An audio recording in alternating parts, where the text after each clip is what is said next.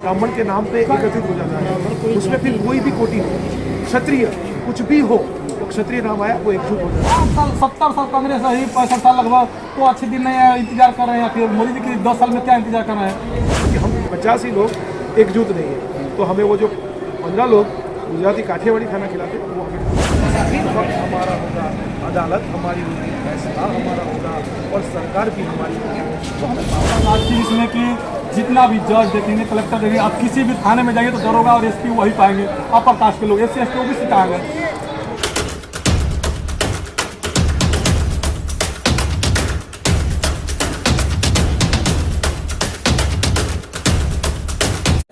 नमस्कार दोस्तों, मेरा नाम गिरिजा प्रसाद और देखना शुरू कर चुके हैं भारत। आज हम लोग गौर परिचय सम्मेलन में आए हुए हैं, जहां पर एक ऐसा युवा कार्यकर्ता देखने को मिला कि अपने स्पीच के माध्यम से लोगों का ध्यान आकर्षित करने में कामयाब रहे। उनसे परिचय लूँगा और उसके बाद हम लोग कुछ बातें करेंगे। क्या नाम है? जी, मेरा नाम Satish Chauhan, national SC ST development council secretary और विमल सोसाइटी के नाम से माता रमाबाई और बाबा साहब के त्याग और बलिदानों को बेहतर पहुँचाने की कोशिश करें। माता रमाबाई और बाबा साहब के विचारों का घर पहुँचाना। एक तरफ से मैं पॉलिटिक्स से बात करता हूँ कि एक तरफ कांग्रेस भी बाबा साहब का नाम लेती है, अब गुजरात में RSS के थ्रू BJP भी अब पहले बाबा साहब का नाम लेती है। एक तरफ से बहुजन समाज पार्टी है और तमाम सारी पार्टियाँ हैं जो बाबा साहब की बात को करती हैं, लेकिन सत्ता में कैसे आए वही पार्टी की जो बहुजन पार्टी है। मुझे पार्टी की सत्ता में आने के लिए सबसे पहले बाबा साहब का सवाल है उसको अपने हम सत्ता में नहीं आएंगे। सत्ता में आने के लिए मैंने अभी आपको एक चीज़ थी, हमारे देश में बाबा साहब और दिमाग में उनकी विचारधारा सही वक्त हमारा होगा, अदालत हमारी होगी, फैसला हमारा होगा और सरकार भी हमारी होगी। तो हमें बाबा साहब की विचारधारा को समझना है कि बाबा साहब क्या कहना चाहते हैं। जब तक वो नहीं समझ तब तक सत्ता में नहीं आ पाएंगे, हम एकजुट नहीं हो पा रहे। आज 75 साल हो गए आज़ादी के, उसके बाद भी बाबा साहब के जो 3 सूत्र हैं, संगठित रहो और संघर्ष करो और शिक्षित, ये बात शिक्षित हम बन गए पर वो सोच हमारी नहीं है। अभी मैं आज भी कहना चाहूँगा, सोच बदलो तब हम बाबा साहब का सपना। कैसे एक तरफ लोग कहते हैं कि 60 साल कांग्रेस रही और SC ST OBC को पूर्ण रूप से अधिकार नहीं मिल पाया, अब वो कांग्रेस के लोग यानी कि राहुल गांधी जी कह रहे हैं कि मैं SC ST OBC के हक के लिए लड़ता हूँ, संविधान बचाने के लिए लड़ता हूँ, और वहीं पर BJP पर आरोप लग रहा है कि वो संविधान खत्म करना चाहती है। तो आखिर दोनों पार्टियों में अंतर कैसा है? देखिए, सबसे पहले तो मैं बता दूँ, बीइंग पॉलिटिकल इंसान हूँ, मैं किसी भी पार्टी का सदस्य नहीं सकता। आज़ादी के इतने साल हो गए तो 2025 में भी आप देख सकते हैं, आप अपना कैमरा घुमा दें कि आप सूरत में हो और सूरत में क्या पोजिशन है। तो सूरत जैसे महान नगर में ये पोजिशन है तो गाँव की तो क्या बात करें। भले मोदी साहब का विकास हुआ नहीं, आज भी तकलीफ है, गाँव में जाएंगे सड़कें देखिए, और जैसे फैसिलिटीज़ की बात करें तो सब नहीं है। इवन सूरत में भी लाइट आपको पता है, तो बिजली की समस्या सूरत में है, की व्यवस्था भी समस्या हम सूरत में जूझ रहे हैं, तो विकास तो नहीं हुआ है। और दूसरा है कि राजनीतिक पार्टियाँ जो भी है क्या होता है, तो क्या है, एक दूसरे के ऊपर दोषारोपण करके आगे बढ़े। जैसे कि एक IAS ऑफिसर कलेक्टर बनता है और कलेक्टर बनने के बाद उसे तनख्वाह मिलती है, वो तनख्वाह के लिए वो काम करता है। वैसे ही राजनीति में किसी को किसी के नहीं आया जाता, वो स्वेच्छा से आता है। जब वो स्वेच्छा से आए तो उसे ये देखना है कि मुझे सेवा का कार्य करना है।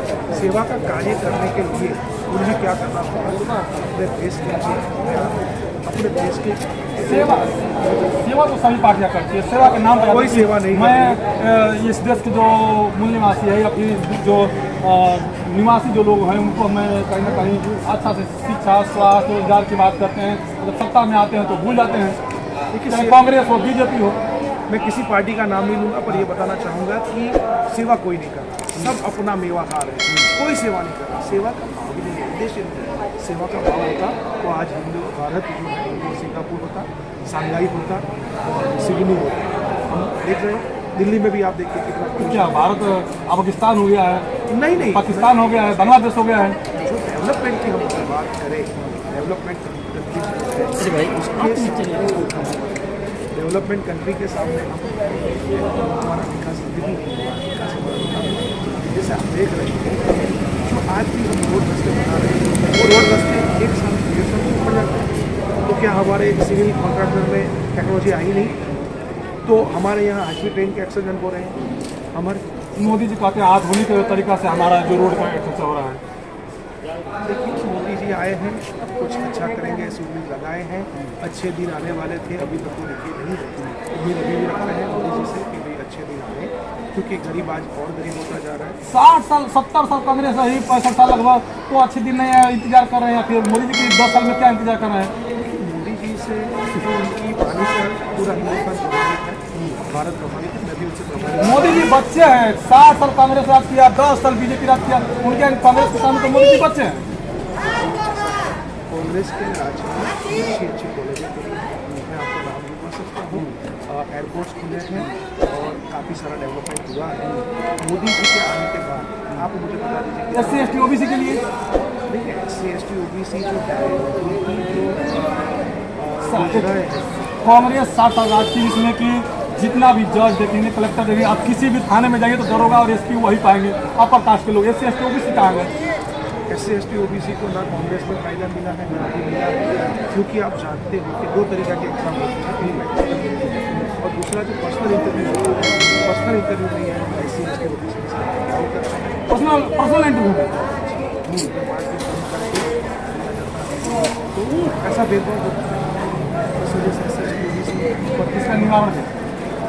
निवारण तो यही है कि सभी SC ST OBC और फिर इन सबके सामने फिर आपकी पार्टी का कैसे आपका नहीं, पार्टी जो बाबा साहब ने रची थी, रिपब्लिकन पार्टी ऑफ इंडिया, जिसको बाबा साहब के डॉक्टर भीमराव यशवंतराव अम्बेडकर जी ने ये पार्टी को वापस नए सिरे से शुरू किया है। मैं पूरे हिंदू भारत की जनता को राष्ट्रीय पार्टी नहीं है सर, राष्ट्रीय पार्टी बनेगी। अभी जस्ट उन्होंने रजिस्ट्रेशन करवाया है और थोड़े बहुत टाइम में वो बनेगी। और सारे जो भी बाबा साहब के अनुयायी है या उनके प्रचारक है, उन्हें मैं निवेदन करूँगा कि ये पार्टी एक सवाल कर रहा हूँ। भाजपा है जो राष्ट्रीय पार्टी, जो बहुजन की पार्टी है, और ठोक कर कहती है कि मैं जय भीम की पार्टी हूँ, और वो राष्ट्रीय पार्टी है, और उसको लोग कहते हैं कि बीजेपी का बीटिंग है। देखिए राजनीति का मुझे नॉलेज नहीं है, मैंने बताया कि मैं पर कोई भी पार्टी ऐसी नहीं है जो बहुजन समाज भी। आपने देखा है 75 साल में ना हमारा बड़ा बड़ा बना है, तो आने वाले 5-10 साल में अपना SC ST OBC माइनॉरिटी जनसंख्या 85% है, 15% अपर कास्ट के लोग। फिर भी आप ना तो आपका मुख्यमंत्री बनता है, ना प्रधानमंत्री बनता है, ना राष्ट्रपति को दिखा के लिए बनाते हैं। उसका कारण यही है कि हम संगठित नहीं हैं। मेरी सोसाइटी में 100 लोग, मैं मेरी सोसाइटी में 5 सदस्य। अब ऐसा होता है कि खाली 15 लोग एकजुट होकर नीचे बैठते हैं, हम 85 लोग, ये हकीकत है। मैं मेरी सोसाइटी की सूरत की बात कर रहा हूँ, 85 लोग हम एकत्रित होंगे। अब क्या होगा, हम दशहरा का खाना करते हैं, तो दशहरा का खाना वो जो 15 काठियावाड़ी लोग हैं ना, वो गुजराती हमें खाना खिलाते हैं, और हम सारे लोग कोई, क्योंकि हम 85 ही लोग एकजुट नहीं है, तो हमें वो जो 15 लोग गुजराती काठियावाड़ी खाना खिलाते हैं, वो हमें खाना मिलता है। तो ऐसा है, 15 एकजुट है और हम निकले हुए, हम एक दूसरे को जानते नहीं, पहचानते नहीं, किसका क्या नाम है, कौन सा फ्लैग नंबर है। वैसे ही पूरे हिंदुस्तान के 85% आप बोल रहे हो, जो 6750 जातियाँ हैं, वो एकजुट नहीं है। ब्राह्मण के नाम पे एकत्रित हो जाता है, उसमें फिर कोई भी कोटि हो, क्षत्रिय कुछ भी हो, तो क्षत्रिय नाम आया वो एकजुट हो जाता है। और वैश्य कोई भी जैसे बनिया हो, भाई वो वैष्णव हो या कोई राधा कृष्ण वाला हो, कोई भी बनिया हो, पर बनिया के नाम से वो ये सूत्र बनता है। मेरा कहना ये था कि इससे कि मान लीजिए जब इतना संगठन बनेगा, इतना पार्टियाँ बनेगी, तो कैसे बहुजन समाज के लोग सत्ता में काबिज होंगे? वही तो दिक्कत है, इसीलिए मैंने बोला कि बाबा साहब ने जब अपने हाथों से जिस पार्टी को शुरू किया था, रिपब्लिकन पार्टी को, उसी को आगे लाया जाए, राष्ट्रीय पार्टी बनाया जाए। और बाबा साहब का एक झंडा एक झंडा, यहाँ तो अनेकों झंडा हो गया है। ये अपने देश का सबसे बड़ा दुर्भाग्य है, और चाहेगा कि एक झंडा और क्या नाम पड़ेगा? मेरा नाम सतीश है, नेशनल एसोसिएशन। देखिए सतीश चौहान जी है, अपनी बातों का जवाब दिया। जिस तरह से हमारा काम है पूछने का, उनका काम है जवाब देने का। अपनी बातों को भी हम बाखूबी रूप से सुनाना था।